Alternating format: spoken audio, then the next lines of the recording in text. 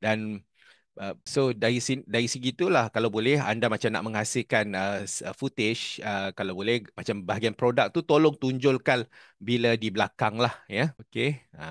Bukan sebab saya nak nyatakan kat sini sebab sebab dalam bahagian video AI ni dia masih lagi tidaklah orang kata sempurna sangat lah. Macam saya tunjukkan pada slide ni lah.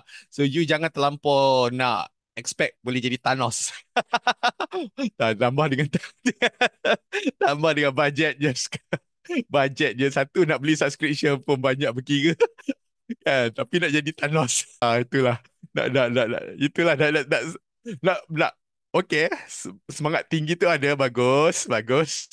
Ya, tapi back to reality juga, ya. Kita mencuba sedaya mampu untuk hasilkan video tersebut. Itu pertama sekali lah, nak maintain you punya expectation sangat, ya. Jangan terlampau ni kan, sebab apa, takut anda frust, ya. So that's why tapi kita cuba maintain on the grounding dia supaya anda hasilkan produk, tapi dia kalau ada kecacatan sedikit satu dua tu just boleh tutup sebelah mata, ataupun mungkin kalau ada footage tersebut kita boleh cepatkan lah, ya.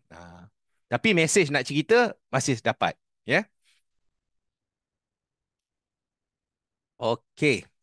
Ini dari segi dalam brainstorm idea, ya. Kalau dari segi nak buat workflow lah untuk buat video, pertama start dengan fikir idea, kemudian pecahkan scene, ataupun daripada macam contoh kita hari ni dalam kes ni, ya, untuk kalau kita panggil Allahumma salli ala Muhammad. Kalau katalah kita buat video tu dalam 30 saat, 60 saat, ya.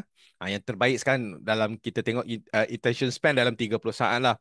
So dalam tempoh durasi tu, ya, AI buat masa ni lah kalau yang kita pakai versi yang kita tak purchase, yang macam contohnya macam InVideo kan, yang kena bayar dari lebih kurang dalam $50 kan. Tapi kita nak pakai yang benda-benda yang orang kata yang murah-murah kan. Kata kalau kita buat video 30 saat, kita kena pecahkan dia dalam beberapa keratan lah.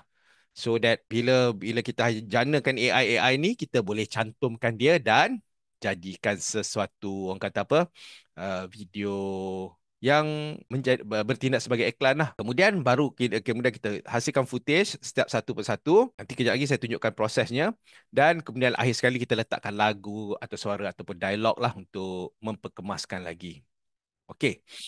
Saya nak tunjukkan juga ada satu perkara yang menarik kalau kita buat AI ni, ya. Saya rasa macam satu benda yang boleh kata aha moment pada saya. Pertama sekali kalau dari segi saya ada beberapa video lah yang saya buat, bila kita kalau pakai buat sendiri tak menjadi sangat.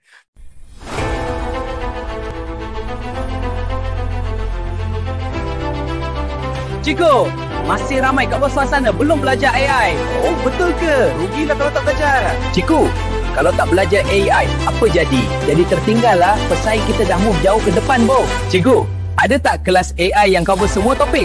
Ada, kelas kita lah Kojul. Siap dapat buku free lagi. Pemodul AI wajib belajar cikgu. Mula-mula asas prompt. Lepas tu grafik, video, audio dan marketing guna AI. Senang.